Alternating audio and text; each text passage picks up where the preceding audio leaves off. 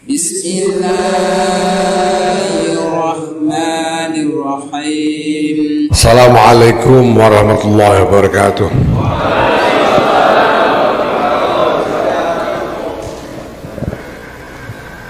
Alhamdulillah wa syukurillah wassalatu wassalamu ala rasulillah Sayyidina Maulana Muhammadin bin Abdullah wa ala alihi wa sahbihi wa wala. Amma ba'd. Ada pertanyaan, apakah mengindonesiakan Islam atau mengislamkan Indonesia? Ya. Bicara Islam itu kita harus ingat bahwa Islam itu punya banyak dimensi. Nah, kita mau bicara dari dimensi yang mana? Kalau bicara dimensi fikih, Indonesia ini sudah Islam, sudah Darul Islam dalam kacamata fikih. Pada awal abad ke-20, ketika orang-orang Quraisy di Yaman ya, dikejar-kejar oleh kelompok Najd ya. Dan kemudian ada kebutuhan untuk mencari tempat baru. Mereka ingat bahwa di Indonesia ini ada umat Islam yang merupakan teman-teman belajar mereka dulunya itu. Belajar di Mekah, ini kiai-kiai di Indonesia ini kan belajar bareng sama kiai-kiai Hadramaut lah dulu, kira-kira di Mekah dan lain-lain ya. Sehingga mereka tahu di sini ada teman sahabat yang kalau mereka datang ke sini mereka akan disambut baik. Ya. Tapi persoalannya Indonesia pada waktu itu Hindia Belanda yang di bawah kekuasaan Ratu Kafir Wilhelmina. Padahal secara fikih hijrah ke Darul Kufur itu haram. Secara fikih waktu itu hijrah ke Darul Kufur itu haram. Sehingga ada yang minta fatwa bagaimana hukumnya hijrah ke Hindia Belanda. Nah, itu dijawab ya, itu ditulis di dalam Bughiyatul Mustarsyidin itu, hukumnya boleh halal hijrah ke Indonesia karena Indonesia ini secara fikih dianggap sebagai Darul Islam karena sudah pernah dikuasai oleh penguasa-penguasa Muslim. Dan sekali menjadi Darul Islam, status itu tidak bisa berubah sampai kiamat. Nah, gitu itu. Itu cara pandang fikih. Ya. Nah, sekarang mungkin kita bisa kembangkan pemikiran fikih yang baru terkait semua ini. Ya. Tetapi ada dimensi yang lain, yaitu dimensi peradaban, bahwa Islam itu peradaban. Sama-sama Islam, antara satu peradaban Islam dengan peradaban yang Islam yang lain bisa beda. Peradaban Islam Umayyah dengan peradaban Islam Abbasiyah itu beda. Dengan peradaban Islam Utsmaniyah beda. Antara Abbasiyah di Baghdad dan Bani Ahmar di Kurtuba, Spanyol, beda. Sama-sama Islam. Nah, di Indonesia ini tumbuh peradaban Islam, dan jangan kecewa kalau memang beda dari Arab. Beda ini peradaban Islam yang tumbuh di sini memang beda. Apa boleh buat? Memang beda. Dan sekarang bayangkan di sini ada suku Minang yang jelas-jelas Islam. Kalau dibilang tidak Islam pasti ngamuk. Minang itu Islam. Sampai mengatakan bahwa adat Basandi syarak, syarak Basandi kitabullah. Tapi Minang itu menerapkan sistem keluarga matriarkal.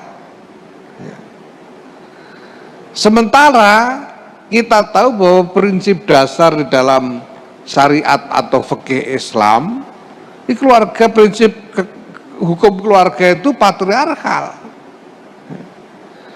Nah, bagaimana mungkin ada adat matriarkal yang mengaku Islam?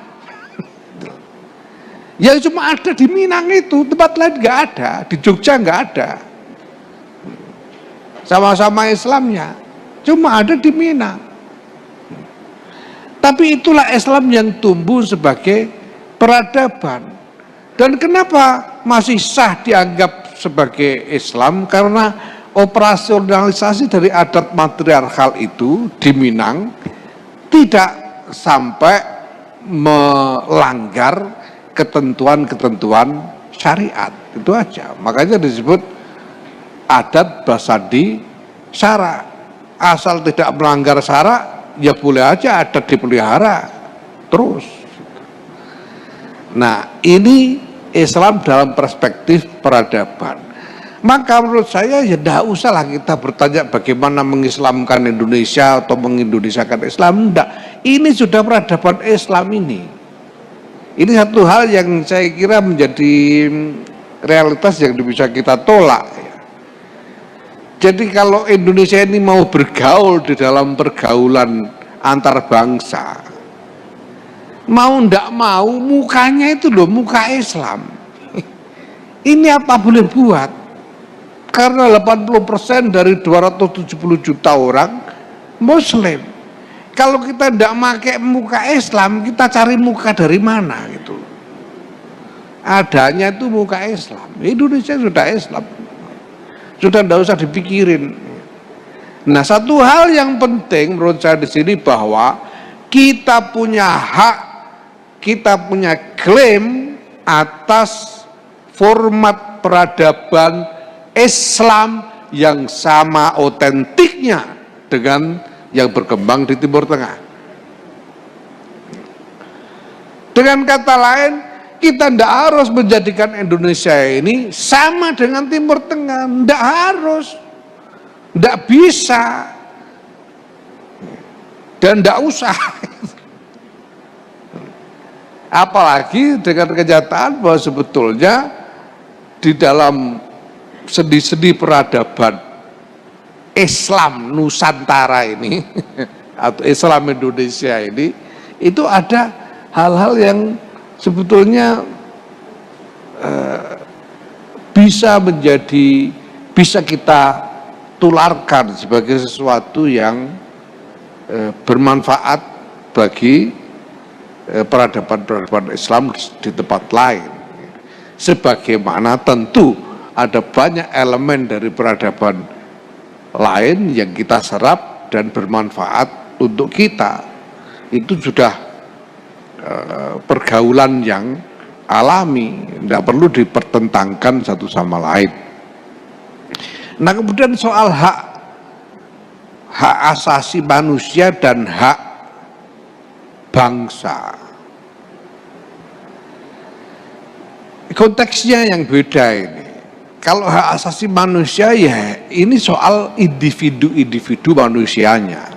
Kita semua ini punya hak asasi semua. Gitu. Nah, kalau hak bangsa, nah ini sesuatu yang baru. Hak bangsa ini adalah klaim yang lahir sejak proklamasi kemerdekaan untuk Indonesia dan sealahirnya bangsa-bangsa baru pasca Perang Dunia Kedua. Dulu itu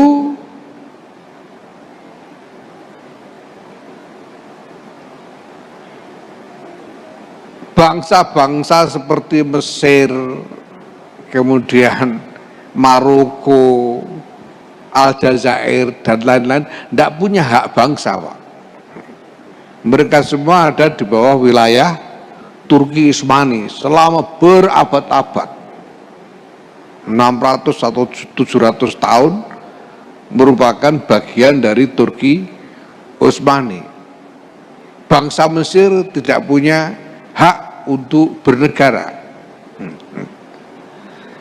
Nah, hak untuk bernegara bagi bangsa-bangsa ini, Mesir, Yordania, mana lagi Syria, Maroko dan lain-lain, itu baru ada sesudah Turki Utsmani bubar dan sesudah Perang Dunia Kedua. Ini hak bangsa. Ya.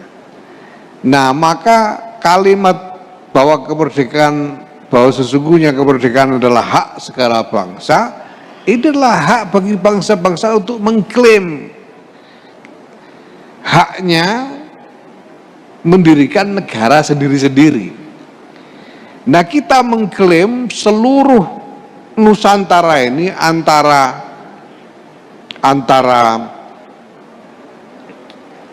dua benua dan dua samudra ini sebagai satu bangsa. Sebagai satu bangsa. Makanya dulu itu Bung Karno itu sebetulnya pengen Malaysia itu kita aneksasi, itu pengen Bung Karno itu sebetulnya ya. Bahwa itu tidak tercapai soal lain. Karena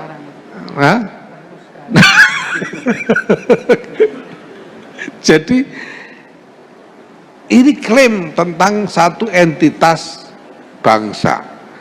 Nah, cuma ya sekarang sudah terjadi, ada Papua Nugini, ada Timor Leste yang tadinya dianeksasi lalu lepas lagi, ada Brunei dan lain sebagainya.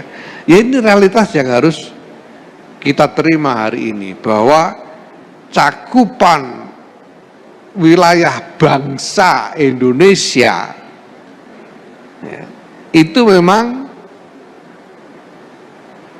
dibatasi oleh perbatasan internasional yang sudah diakui secara internasional. Itu saja sudah, mari kita terima ya. Nah, kalau hak asasi manusia, yaitu hak asasi yang kita akui untuk setiap orang di Indonesia. Masing-masing punya hak asasi. Yang namanya hak asasi itu ya macam-macam. Hak untuk mendapatkan penghasilan, hak untuk bebas dari ketakutan, hak untuk mencari kebahagiaan dan lain sebagainya. Nah, karena hak masing-masing punya hak di mana-mana, maka potensi konflik itu sesuatu yang tidak bisa kita hindarkan.